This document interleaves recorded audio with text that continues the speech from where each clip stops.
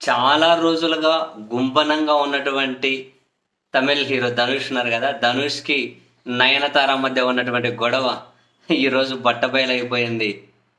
ఆహ్, వాళ్ళ వాళ్ళ గొడవ ఏ స్థాయిలో ఉందో ఈరోజు నయనతార 3 పేజీల లేఖ ద్వారా బయటకు పెట్టేసింది.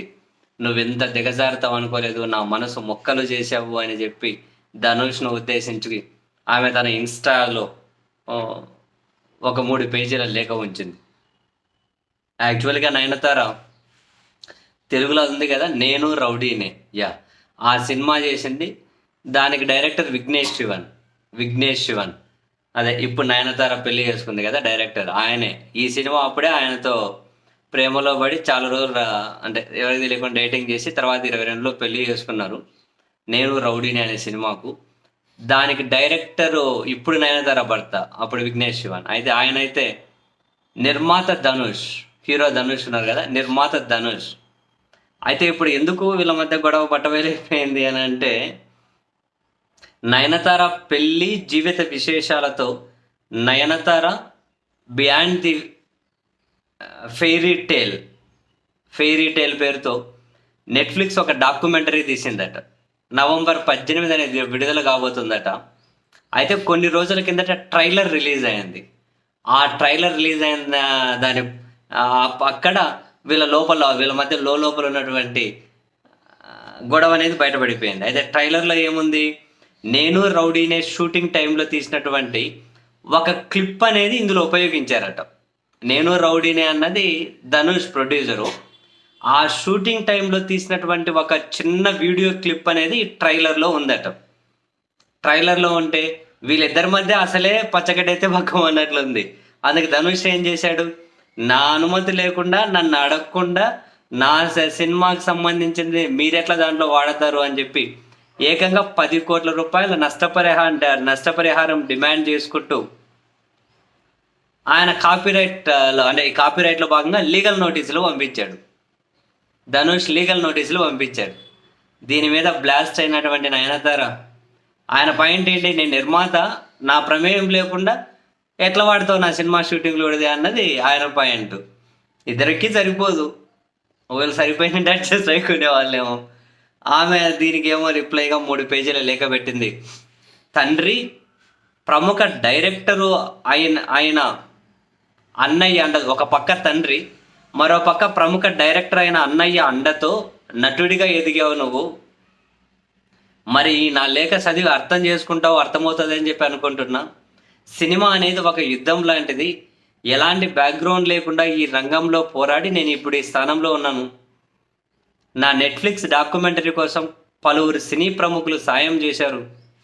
దీని రిలీజ్ కోసం నేను నా ఫ్యాన్స్ ఎదురు చూస్తున్నాం. అయితే మాపై నీకు పగ ఉంది, కానీ అది ఈ ప్రాజెక్టు కోసం కష్టపడిన వారి జీవితాలపై ప్రభావం చూపిస్తుంది. నా శ్రేయోభిలాషులు చెప్పిన మాటలు, నా సినిమా క్లిప్స్ ఇందులో జోడించాం. కానీ నాకు ఎంతో ప్రత్యేకమైన నేను రౌడీనే తెలుగులో మూవీ క్లిప్స్ మాత్రం ఉపయోగించలేకపోయాం. అందులోని పాటలు మా డాక్యుమెంటరీకి బాగా సెట్ అవుతాయి. కానీ ఎన్నిసార్లు రిక్వెస్ట్ చేసినా నువ్వు నో చెప్పడం నా మనసును ముక్కలు చేసింది. బిజినెస్ లెక్కల పరంగా కాపీరైట్ సమస్యలు వస్తాయని నువ్వు ఇలా చేసింటావనుకోవచ్చు.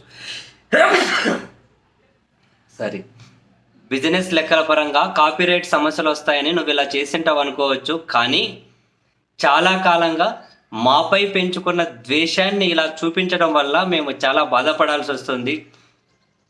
నేను రౌడీనే షూటింగ్ టైంలో మా మొబైల్స్తో తీసుకున్న వీడియోని ట్రైలర్లో ఉపయోగించినందుకు నువ్వు 10 కోట్ల నష్టపరిహారం డిమాండ్ చేయడం చాలా దారుణం. నువ్వు ఇంతలా దిగజారుతావు అనుకోలేదు. దీన్ని బట్టి నీ క్యారెక్టర్ ఏంటి అనేది అర్థమవుతుంది.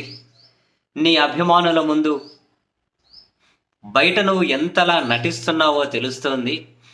మాతో మాత్రం అలా ప్రవర్తించకు. సినిమా సెట్లో ఉన్న వాళ్ళందరి జీవితాన్ని శాసించే హక్కు నిర్మాతగా నీకు లేదు. డాక్యుమెంటరీ విషయంలో క్లిప్స్ వాడుకునేందుకు కోర్టు ద్వారా నోటీసులు పంపించి ఉండవచ్చు. కానీ నీకు మనస్సాక్షి అనేది ఒకటి ఉంటుందిగా. సినిమా రిలీజ్ అయి 10 సంవత్సరాలు దాటిపోయింది. అయినా సరే ఇప్పటికీ బయటకు ఒకలా లోపల మరోలా నటిస్తూ ప్రపంచాన్ని ఎలా మోసం చేస్తున్నావు? ఈ మూవీ గురించి అప్పట్లో నువ్వు చెప్పిన షాకింగ్ విషయాలు నేను ఇప్పటికీ మర్చిపోలేను. నానుం రౌడీ దానే బ్లాక్ బస్టర్ హిట్ అవ్వడం నీ ఇగోని హర్ట్ చేసిందని నాకు తెలుసు. 2016 ఫిల్మ్ఫేర్ అవార్డు వేడుకలోనూ నీ అసంతృప్తిని బయటపెట్టావు. బిజినెస్ లెక్కలన్నీ పక్కన పెడితే పబ్లిక్లో ఉన్న తోటి వ్యక్తుల జీవితాన్ని ఇబ్బంది పెట్టడం సరికాదు. ఇలాంటి విషయాల్లో కాస్త మర్యాదగా ప్రవర్తిస్తే నీకే బెటర్. తమిళనాడు ప్రజలు ఇలాంటి వాటిని సహిస్తారు అని నేను అనుకోను. ఫైనల్గా ఈ లెటర్ ద్వారా ఒకటే విషయం చెప్పాలనుకుంటున్నా. నీకు తెలిసిన వాళ్ళు సక్సెస్ అవ్వడం చూసి ఇగో పెంచేసుకున్నావు. దాన్ని నీ మనసులో నుంచి తీసేస్తావని అనుకుంటున్నాను. ప్రపంచం అందరిది. నీకు తెలిసిన వాళ్ళు ఎదిగితే తప్పేం కాదు. బ్యాక్గ్రౌండ్ లేని వాళ్ళు స్టార్స్ అయితే తప్పేం కాదు.